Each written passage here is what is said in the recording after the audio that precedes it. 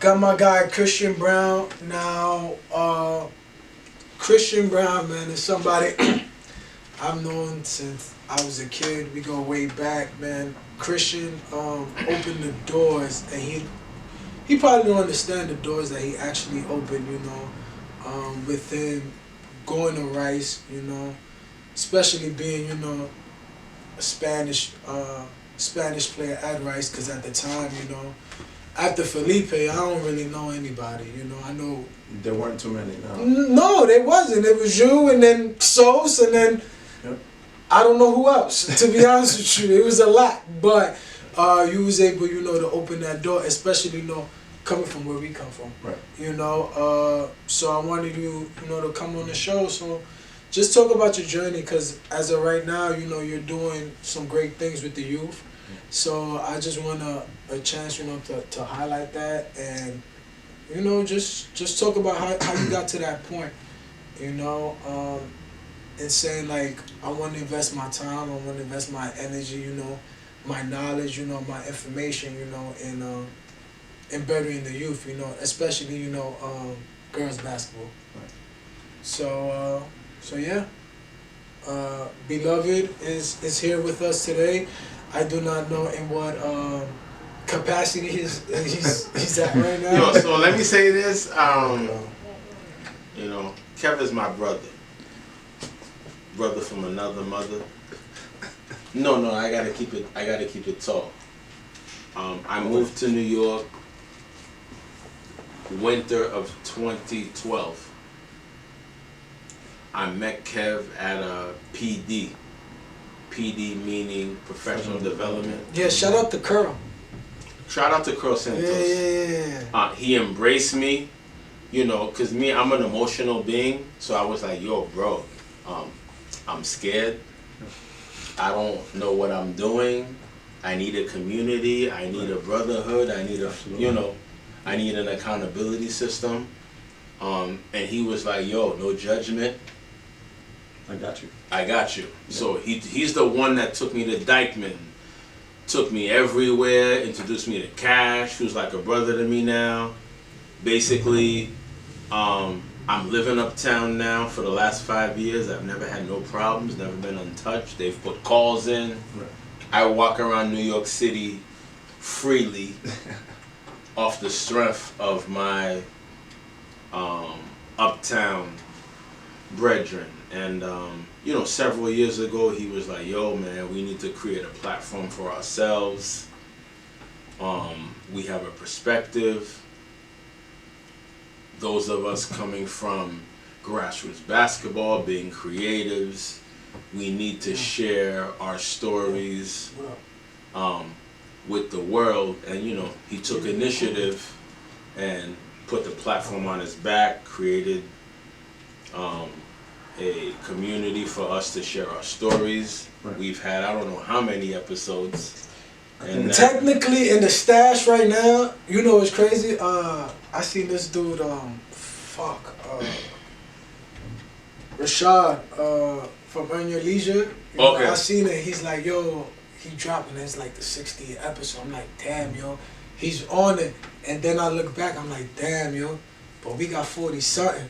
But one of them bitches ain't just out yet. Yeah. So I'm like, damn, yo, I got the contact. We right there. We have a bunch of episodes. Kev was not a videographer, an editor. He taught himself. Right. Yep. How to edit. Self-taught. How to film. Yeah. How to sync sounds. Bro, and you know, shit. He makes my part of the platform look very easy. I'm not the easiest person to deal with. I'm a very complicated human being. Emotional. You're a Pisces, right? Yeah, I'm a Pisces. You're a Pisces. I'm about to be 36. I know. Looking like I'm 26. Yeah. You see me. Black don't crack, man.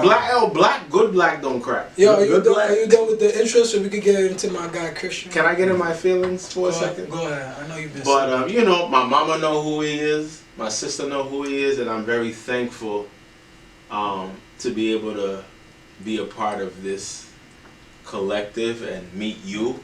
Likewise, brother. And also, you know, learn about your story. I'm a Boston kid, but I knew about Rice. I mean, I knew about Rice.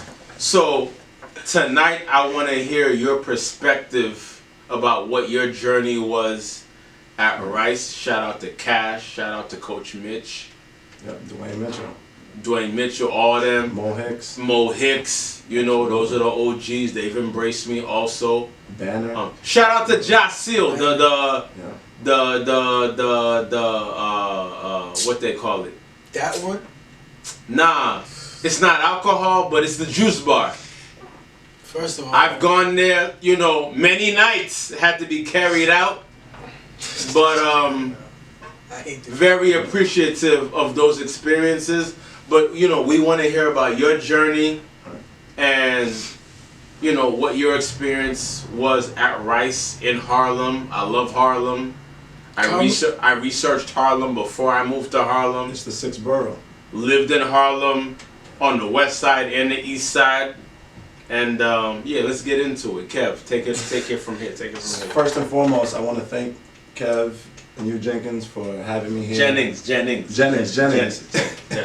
Well, call me Beloved. They call me Beloved. Kev and Beloved. I want to thank you guys both for allowing me to speak my truth. Speak your truth. And I guess I'm just going to start from the beginning, man. My basketball journey. No, before you do that, where you from? Like where I'm from? Uptown, you know, where you came, where it all started. I'm a son of Washington Heights and Inwood. There we go. Washington Heights and Inwood equally. Equally. Because they're one and the same. Started playing basketball at my middle school at IS 218. There was this program they had called the YBL, the Youth Basketball League. And it was, local. I'm sorry, YBL used to be rocking. Yeah, absolutely, man. YBL Listen, they used to keep stats. They used to keep scoring stats, rebounding stats, assists, everything, man. I remember one game, me and Sos got back from Riverside. We was playing each other. I cooked him. He know about it. I think he had 32, I had 35. But yo, it was dope. The next day, you get like a star and shit. You was the star player. Yeah, he was the star. Yeah. Yeah. I remember that. So that's where. Go ahead. Absolutely, man. That's where it all started. Then I played on the middle school basketball team there.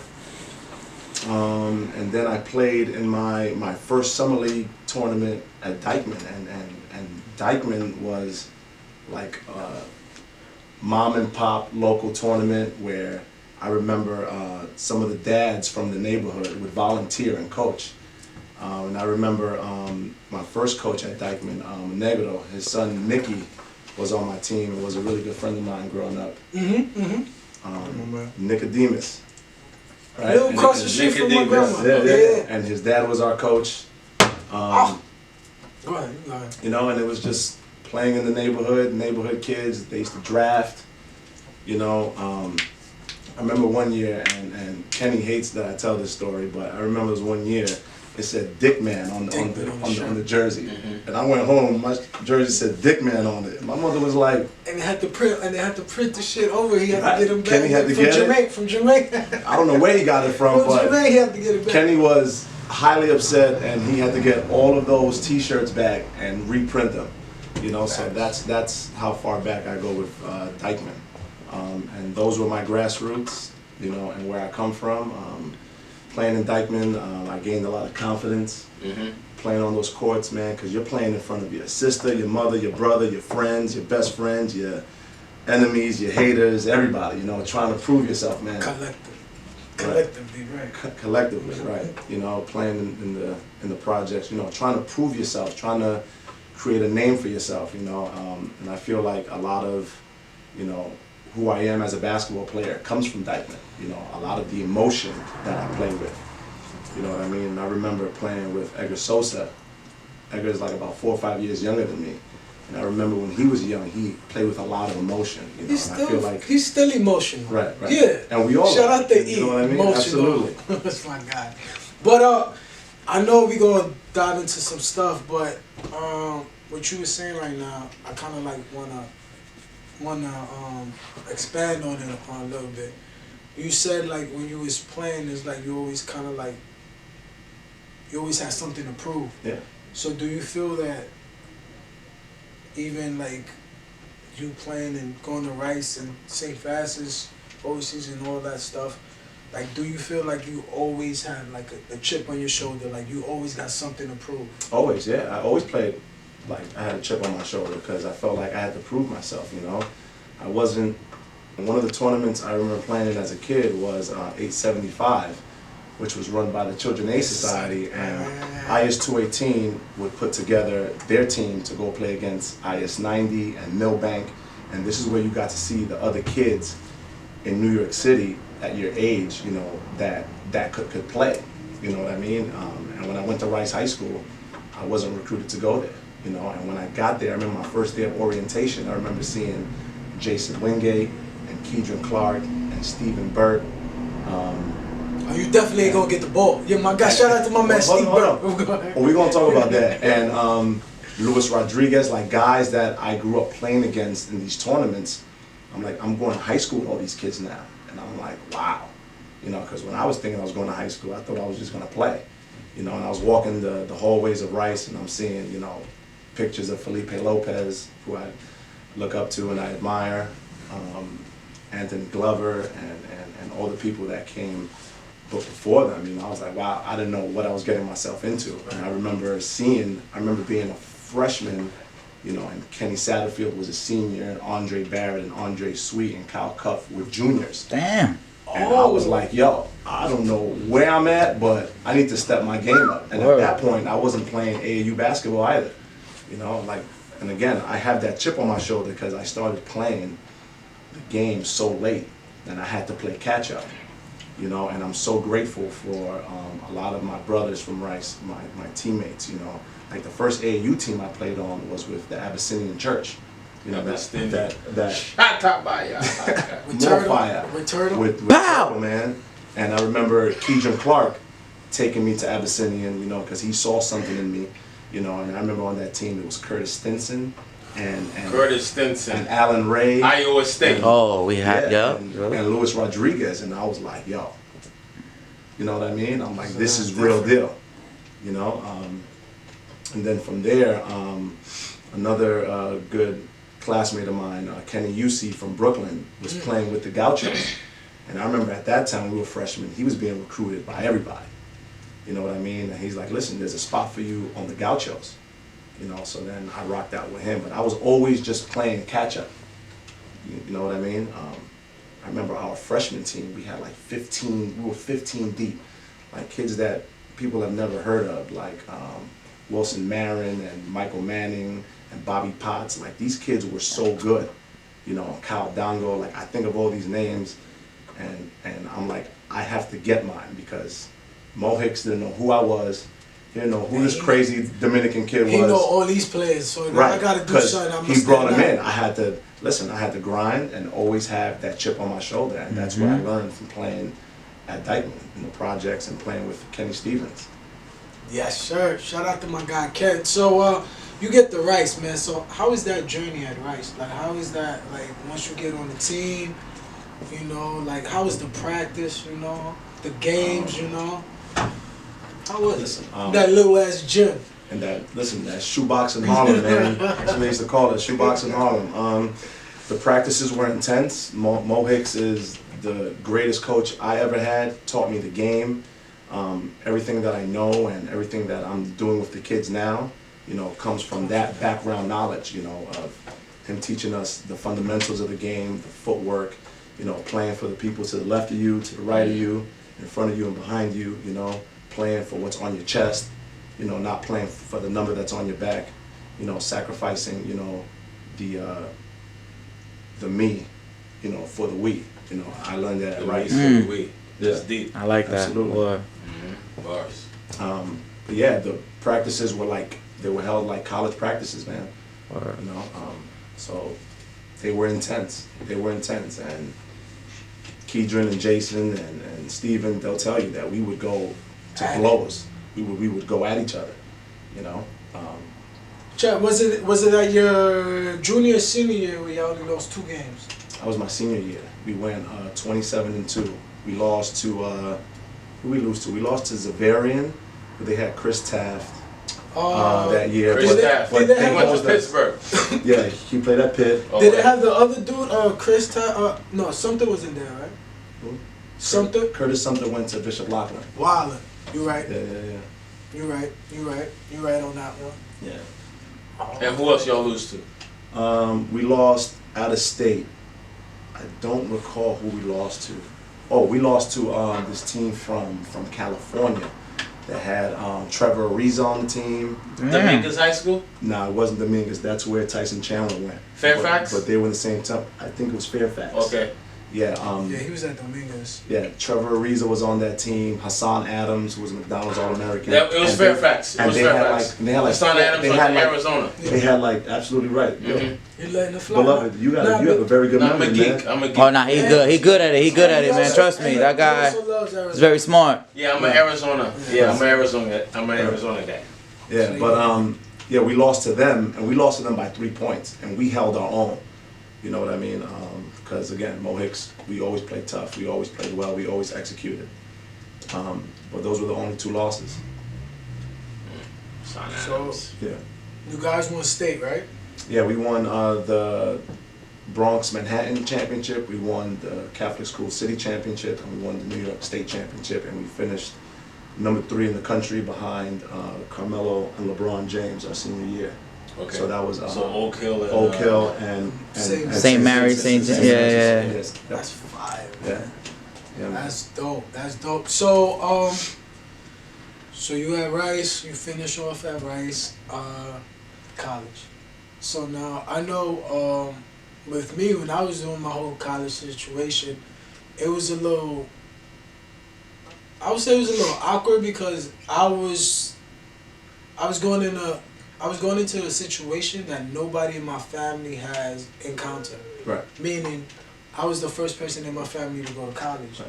So it's like the process, you know, like figuring out where I want to go, you know.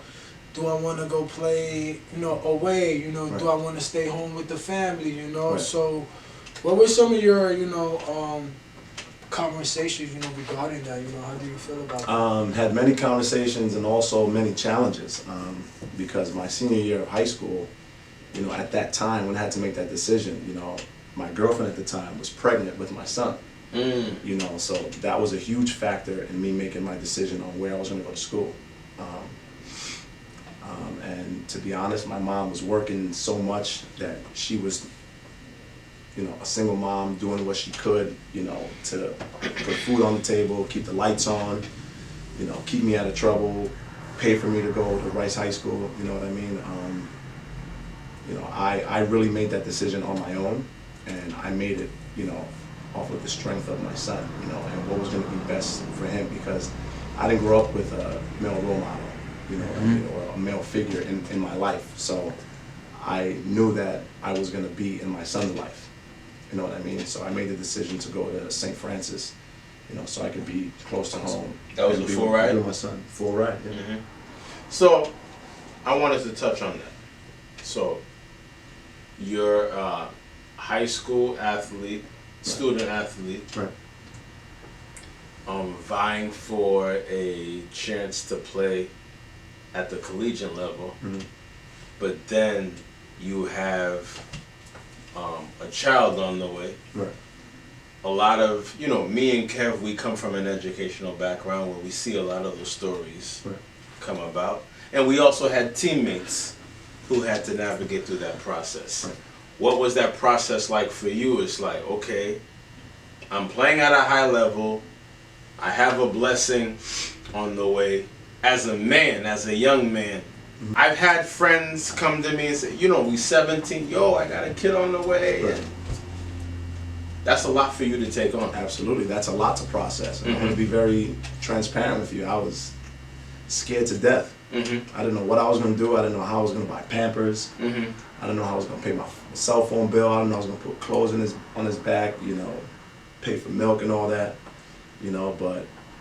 Did you ever think like maybe basketball wasn't, you know, maybe basketball has reached its peak and I gotta go a different direction because of that? No, absolutely not. I knew that basketball was going to help me be able to provide for him, you know, and selfishly when I, you know, think about it in hindsight, you know, it was also my escape from reality. You know, when I was within those lines, you know, my mind was just on basketball. You know, it was therapeutic for me. It was my sanctuary. You know, it was my escape from life. Mm.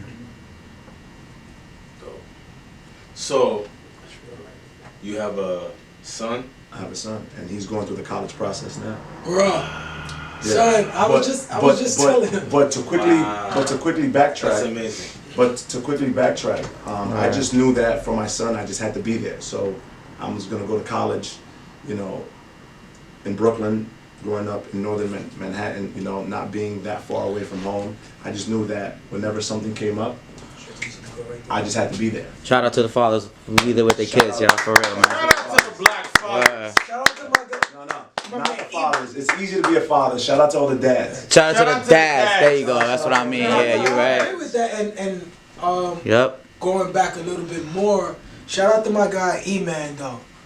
Even though I hate you sometimes. Yo, E-Man, listen, I got a story for that. E-Man, his parents used to babysit me, man. Word? Yeah. In elementary school, his parents used to babysit me, yeah.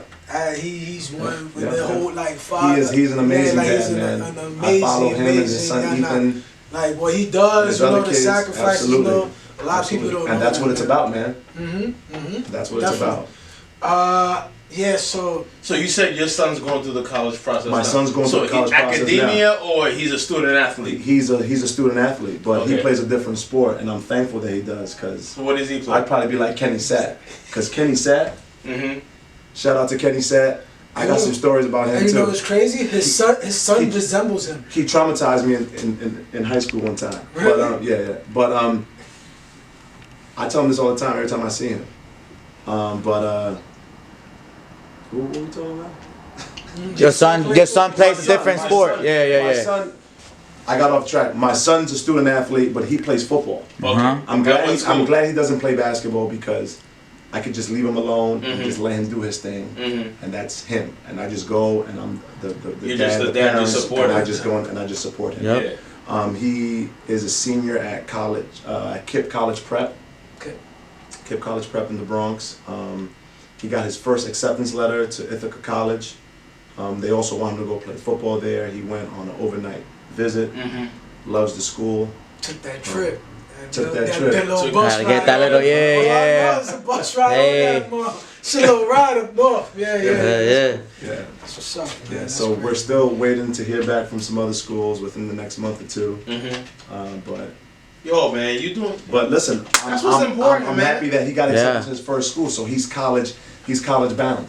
But don't that He's college feel bound. like, don't it feel dope? Cause it's like you went through the process, and it's like you had some help, but you was still a little, Navigating lost, on my own. you know? Yeah. Now you can Now it's actually be like, like, yo, Now I can put my Check. foot down and be like, yo, listen, this Right. is how it's gonna go. and you know also, what to expect. and more importantly, I can look at, what a school is going to do for the trajectory of his life, for the next 50 years of his life. Yeah. What's the network looking like? Are you going to school with the 1%? Exactly. You was having that conversation. Yeah, Okay. it's not about your kid going to college. It's about your kid where they're going to school. You know, the name of the school and who they're going to school with, because the connections that they're building. Networking is matter. everything. The aftermath, yeah. It's who you know at the Absolutely. end of the day. Absolutely. So you go to St. Francis, right? Play, graduate, go pro now, right? So Yep. once you're pro, like, do you feel again, like, damn, I'm out here, in another country, and I'm like, I got my family and stuff here. Like, how do I balance both? Because a lot of people will say that, after I'm done with college, the league doesn't work out, I'm gonna just go overseas. But what a lot of people don't know, and I experienced it because I was fortunate enough to live with James out in Spain. James Feldy. Shout out to James. Yeah, he killing and David overseas, Trotman. Yeah, trust me. I remember James when he was tiny, man. Bro, Warriors, bro. The Washington High Warriors, for real. Bro, IS-90 Yeah. practice. Yeah. But we gotta talk about that too, because New Heights, I'm a part of the original group. Yeah. Washington High Warriors. Oh man, Nick shout Blatchford. out to Nick, man. Yep. He literally had everybody. Yep. Bro, he literally had everybody. Abdul Torrance, Abdul. aka Plato Brown. Absolutely. Abdul, Carlos. Carlos, yeah, man. Yeah. Good So people, it was man. a Good few, people. man. Good people. But so, damn, what the hell was I was just? You were asking me about from St. Francis to overseas. Yeah, all right, yeah. So a lot of people don't understand, like being overseas, like that shit is real. You have to be mentally tough because it's not the same, you know. And if you go someplace where you don't know the language, you know, like the shit could get you, you know. So did that play a part in? Did that play a part, like in your transition? Like, damn, like I'm out here. I don't know if I really want to do this. I really don't know if I want to continue this, even though I'm getting the money. Like, is this something that I still want to, you know, push through? My first gig after school, actually, I got my first gig while I was still in school. So I spoke to my professors months before graduation and said, can I finish my work in advance so I can, because I have the opportunity to go play in the Dominican Republic and make some money. You know, so they allowed me to speak to my teachers and my professors, you know, and finish whatever papers I had to do. So I left school several months early so I can go play en el torneo superior, you know, and I got to play. Say that one more time. Torneo superior. You gonna try to say it. No, I'm not gonna try to say it. That sounds complicated. I'm not Torneo, say it. Torneo. Torneo. Torneo. Torneo. Superior. Superior. There you go. That was good. That was good. Good job. Trying to front on me. I need culture, bro. Absolutely. I need culture. Well, go ahead. Listen, a real friend would teach you how to speak Spanish. Yeah. Man. Bro, I've been trying to, son. Yo, but he be speaking the advanced Spanish. Yeah. Like, yo, I need. That's the only Spanish we know. Yo, SB, what's wrong with him? That's the only one. That's how you gonna get it, bro. You gotta learn it from the hard shit. You feel me? The same Spanish 1, Spanish 2, or it's just straight Spanish. I'm Haitian, so. Hey, Sapase, Mapule. Hey. We're cousins, man. We're brothers. We family. We Listen, family. Yeah, y'all right there. Y'all like this, yeah. One of my best friends in the world, my college teammate at St. Francis, Damien Herrard, is Haitian, man. Okay. Good people, good dude, man. I love him. Yeah, man. Yeah. We family. Yeah. Dominicans and Haitians. Yeah, right there. Y'all like this. Espanol. Española, exactly. Yo, where we was at, man? You over here No, trying I to have to be on some we shall overcome shit. For a second. nigga, watch, see what happened when he watched the Malcolm X. This for Rosa Parks. We shall overcome someday. No. We digress. Oh, deep We in digress. my heart, I do man. believe I'm mad Christian. we shall Yo, overcome I went to Rice, man. someday. I went to Rice, man. Yes. Come on. Yes. Oh man. See, I ain't forgot, man. So yeah, So you went to play So Super I went to play in the Dominican Republic, you know, and I was very fortunate, you know, to play on a team with someone who I admired growing up. I used to be his ball boy. He used to be like, hey, let's go work out. And I used to go to the park at 189th in Amsterdam, and I used to wind up passing him the ball and playing defense on him. And he's Luis Flores, and I'm like, he grew up around the corner from me. And after that, I was like, dude, I ain't never working out with you again. Because this is you working out, and you're using me as a dummy. You know what I mean? So I was fortunate to play on the team with him.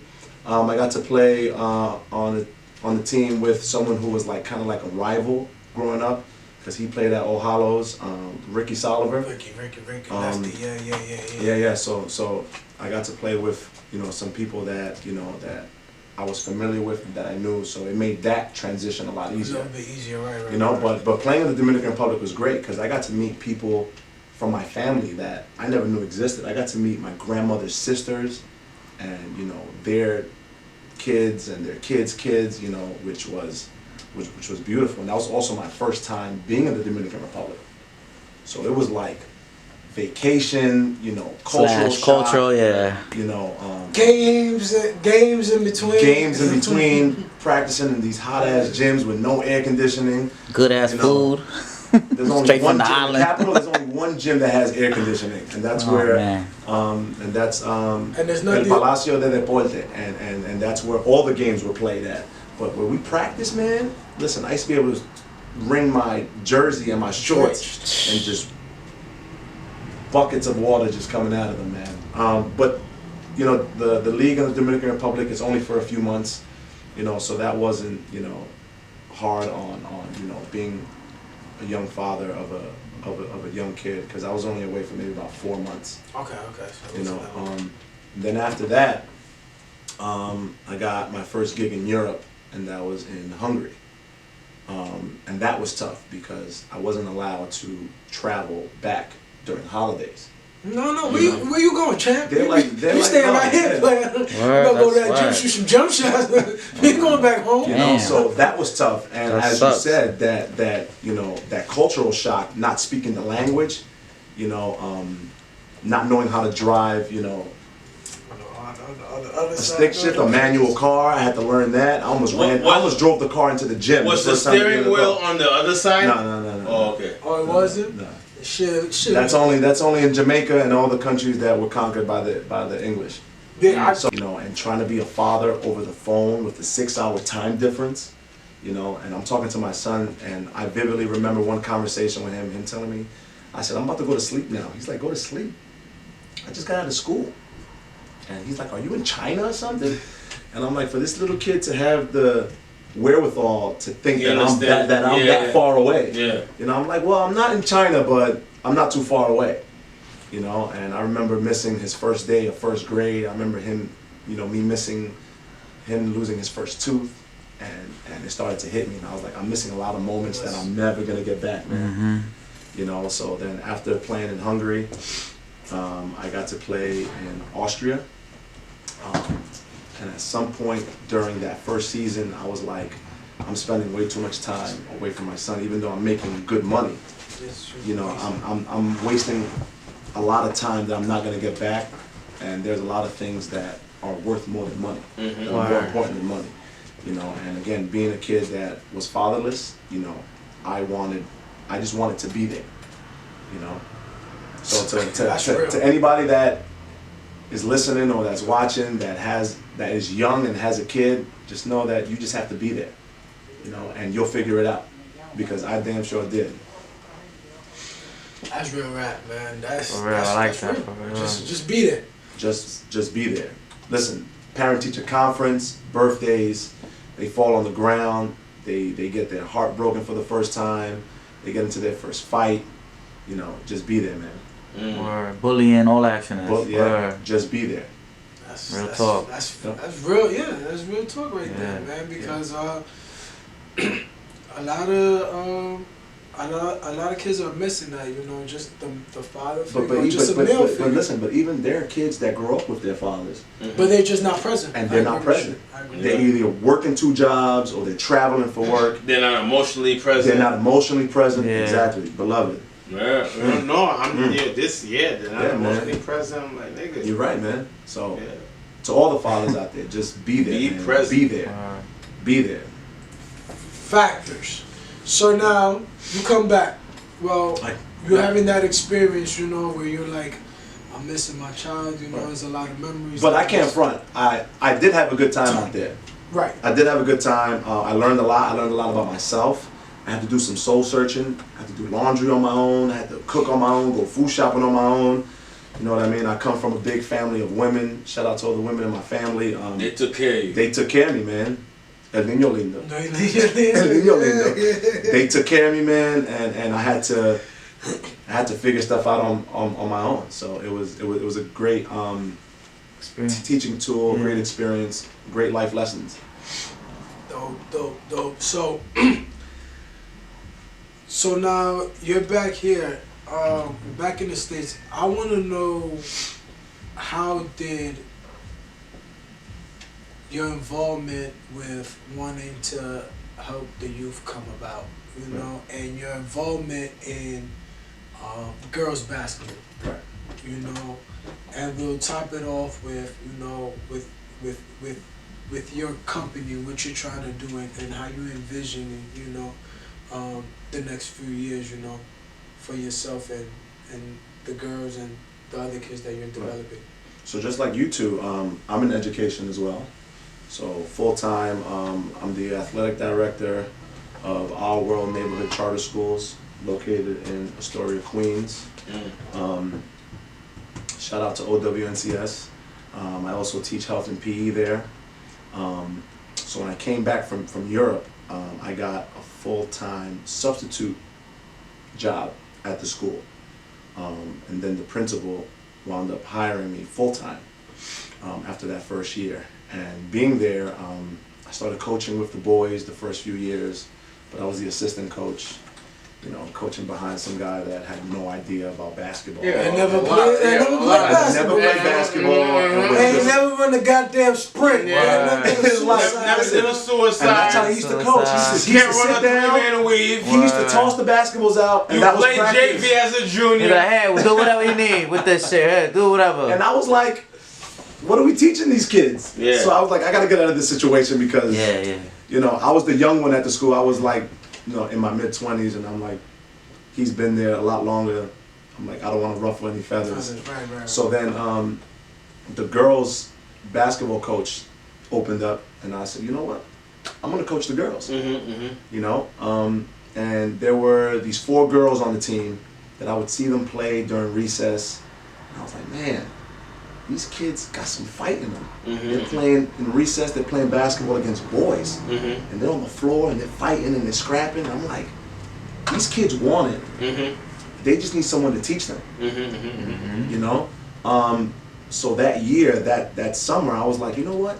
Let me try to put something together where I can have the kids, have their parents bring them during the summer to me, and I'll work them out. And I'll teach them how to make a proper layup, how to cross over, you know, how to do the basic stuff.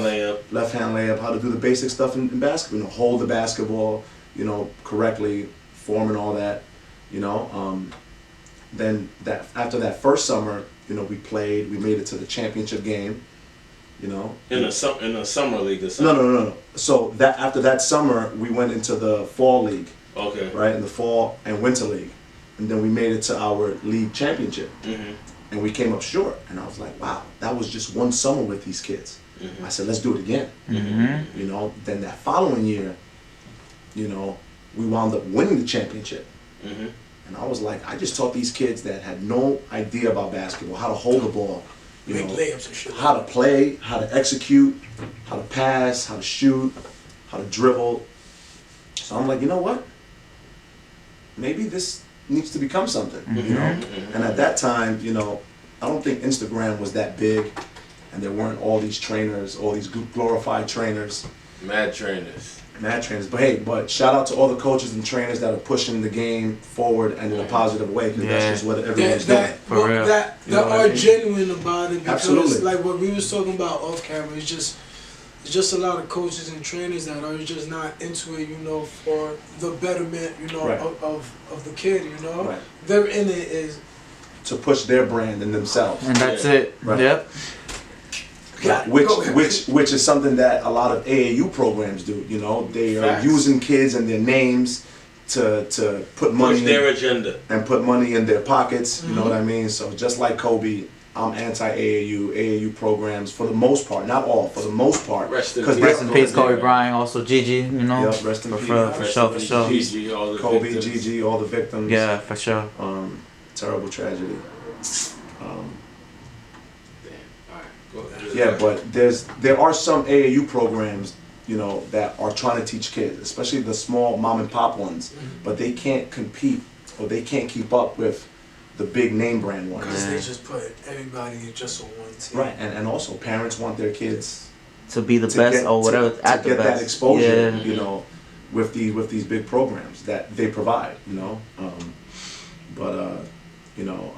So from that first summer to that second summer, and then us winning a championship, I'm like, okay, I can do this, you know. And then more kids started coming, you know, and word of mouth, and I had a small group of kids, you know. I was telling you earlier that first group, you know, the 2 girls that stuck with it, you know, are playing college basketball now, and they're living their best life, you know. Free education, you know what I mean. No tuition. No tuition. Yo, no school debt. loans is worse than child support. For sure. I had to Absolutely. say that. Stop calling me. I don't have your money. Don't talk to me. Don't tell me your name. You already gave me my degree. I'm not paying no money. That's it, nigga. So, but this kid is crazy. Man. So facts of life. So, you know, you start off, you know, first summer, you know, you get this group of girls, you know, you develop them. What made you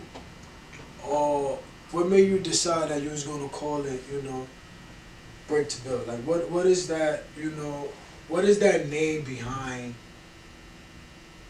the program? You know, what does it mean for you? I kind of feel. Can I take a shot at it? Sure, absolutely. Break to Build is kind of like. You were never afraid to shoot your shot. Oh, nah, I shoot. I let it fly. But let it fly, let it fly. Break to Build is like kind of like you're breaking yourself down, like breaking out all the bad habits, you know, and you basically like starting from scratch, you know, right, and building yourself up. Yeah, it's just like people that, you know, want to work out, you know, you got to break the muscle to build the muscle. You know what I mean? Destroy and rebuild. Break to build, destroy and rebuild, you know, breaking bad habits, building new habits. You know what I mean? So yeah, so that's the wordplay behind that. Dope. Yeah. So and again, and the philosophy behind my training, you know, is all about, you know, self-empowerment, you know, self-confidence, you know, motivation, you know, keeping the kids off the streets, especially these young ladies, you know, giving them something to do, having them build, you know, a friend group. You know, like in my experience, like the power of sports and the friendships that are developed and the relationships between the kids and the parents. Now the parents have something that they can support their kids in. They're like, wow, you know, especially dads and daughters, you know, that, you know, like I think of one father and daughter, you know, that he loved sports, you know, and he has a bunch of girls and none of them like sports until this one kid did. And, you know, they would sit at home and watch TV, or he would tell me stories. She would go into the bed with him and watch basketball. Highlights. He was watching it, and then they would go to, you know, and he would take her to NBA games. You know, like that's the type of stuff that I'm all about, man. Like building relationships, whether it's at home, with the community, you know. That's what I'm about, just, you know, youth development and youth empowerment. And it's definitely something that that is needed, you know. Again, like one of the reasons why one of the reasons why I wanted the show is just basically like give you your flowers now, you know, because a lot of people don't understand how fortunate they are to have somebody give them their knowledge, their time, you know, give, you know, kind of like be a safe haven, you know. Right. I always say that I give the utmost respect, you know, to Ken Stevens. You know, Ken Stevens did a lot of stuff that he didn't have to. Absolutely. But the stuff that he did, you know, like helped us get out of trouble, stay out of trouble. And Kevin, what's crazy about that? He's still doing it. We're 2 decades removed, and he's still doing it. You know, so that's powerful in itself. You know, and not just Ken Stevens, but Ralph Pena, Isaiah Brown. Yeah. You know what I mean? Like, listen, Ken Stevens and Ralph Pena. Uncle Ralph drove me. They drove me and moved me into school, into my dorm. Damn. You know what I mean? Yeah. That's how deep that bond is. Yeah, it was a. You know what I mean? It's real. They took me to school, man. They took me to school. They came to watch some games, supported me. Yeah. They were there for me. So, you know, and I just wanna, with the youth, again, having all these great, you know, coaches in my life, like Maurice Hicks and Dwayne Mitchell, you know, and I would be remiss if I didn't talk about Coach Mike from Rice, who passed away, you know, and Banner, and Ken Stevens, you know, and Ralph Pena, and Isaiah Brown, and all these people. You know, I just want to pay it forward. I just want to give back, you know, and I'm also training because I remember being in middle school. I didn't have anywhere to go and work out. I didn't know what working out was. You know, like I didn't learn a lot about those work ethics until I met like elite players like Luis Flores. I remember being on his team and I was like, yo, this dude is a grinder. Nah, that nigga's a He workhorse. is a grinder. That nigga's nice, and that nigga work hard. Yo, he is a grinder. You know what I mean? So I didn't learn that till later on in my life. Right. You know what I mean? And another person who two other people I'm gonna bring up that were grinders that I got to see and I was inspired by. You know, Keedron Clark was a grinder. He would always stay after practice at Rice and he was working on his game. You know, Stephen Burt is another one and he's still playing. And I sent him a message the other day on Instagram. I said, dude, ain't that nigga still ain't passing, bro. He still ain't passing. Letting it fly, bro. Yo, all day, all night. Yo, like, he's still, it's not a shot that boy do not let. And he's taking it, bro. And he's 35 and he's playing at that high level. Like, working. He's not, but he's not human, man. That's one thing, though, like, I watch those guys from afar. They always like, hard workers, man. They worked hard. So again, to pivot back to what I was saying, I didn't see that when I was in middle school, and I think about it, like I got as far as I did, you know, without, you know, that work ethic, without a place to go and train. You know what I mean? Because back then there was no social media, there was no YouTube, I couldn't look anything up. That if you didn't know anybody, if you weren't connected in those circles, you were not going into the gym and working out. You know, I would have to go to a park on my own, shoot, put a bag over the basketball, when, you know, with the snow and gloves on and shovel snow off, you know what I mean? But I didn't know what to work on. I just wanted to get better. I didn't know how to get better. And what I want to provide is, you know, affordable training to parents, you know, that they know that they have someone that's in their corner to teach them the game the right way, that's going to mentor them, that is going to give them advice on high school, you know, and strength and conditioning and everything that they need to know so their kids can, you know, be successful if they want to play basketball and they want to take it seriously. Man, I applaud that, man. And that's some powerful shit right today, man. For real. You know, and it's something that is just like I said. It's something that is needed, you know. And especially with girls, man, because a lot of people just ignore girls basketball, you know. Girls got game. Shout out to Debbie Sampson. Shout out to Shantae Shanks. Right. These were female ball players around my way where I grew up. I would pick them over some dudes. Right? Yeah. No, girls got game, man. Listen, do you remember they used to get busy. Do you remember when Dykeman had the girls league? When it was like the girls league when they had everybody had Shannon Bobbitt. No, shout out to Shannon Bobbitt. Epiphany Prince. Listen, and Shannon Bobbitt. Listen, and Shannon Bobbitt is one who she's pushing the game forward and she's teaching and she's coaching. You know, and in my travels, I've seen her. She was coaching at Malloy not too long ago. She wrote a book. You know, she's training kids. She's pushing the game forward. You know what I mean? Because she played at Tennessee. She played at a high level. I think she won like two. I think national she won twice. championships. I think she got 2 national championships. I think at Tennessee. At a high level. And then I don't understand how she's not the head coach somewhere. You know, where she's not coaching for some Division I program in New York. You know, there's Manhattan College, there's Fordham University, St. Francis College, Wagner College, Iona. There's so many schools, Wagner College. There's so many schools here in our backyard, and I don't understand how there aren't more people from New York that play basketball that are affiliated with these programs. We need New Yorkers to be in New York, like people forget, man, like players relate to somebody that looks like them. You know, that looks like them, that went through that journey. You know? So so like people, so when we talked about Penny, so when Penny was at Memphis, when he got to Memphis, you know, he was like, people was like, can he get the players or whatever the case may be? I'm like, nah, players is gonna go to want to play for. He played at the highest level. He played at the highest level. He played at Memphis. Great, yeah. He had signature shoes. He has in the movie. You can't front on phone posits right now. Word up. Yeah, so it's like, look, like legit, like you can't. I might buy these, man. Like, these are bringing me back. Yo, come on, man. You know. That was the first thing I seen. That was $180. Off rip. And I wasn't even mad. I was like, yo, this is a spaceship shoe. Word, that's a fact.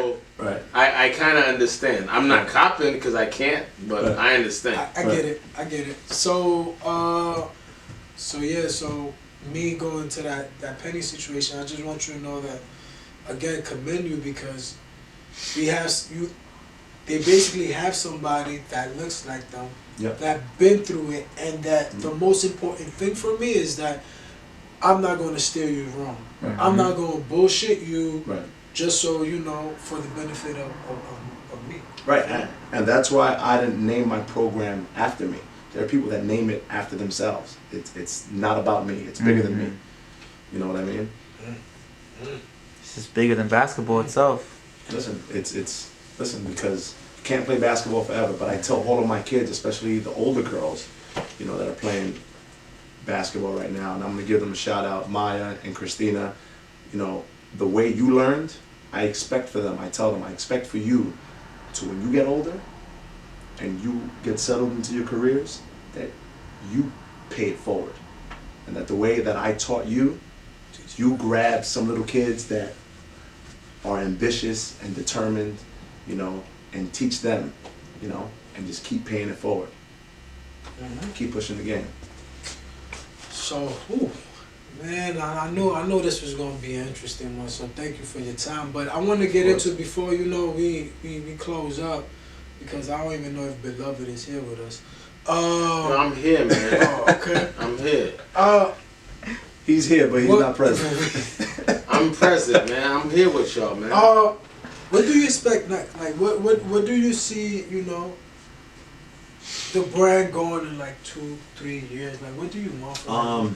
Ideally, man, I would like to provide more services for parents, you know, that want their kids to play at a high level.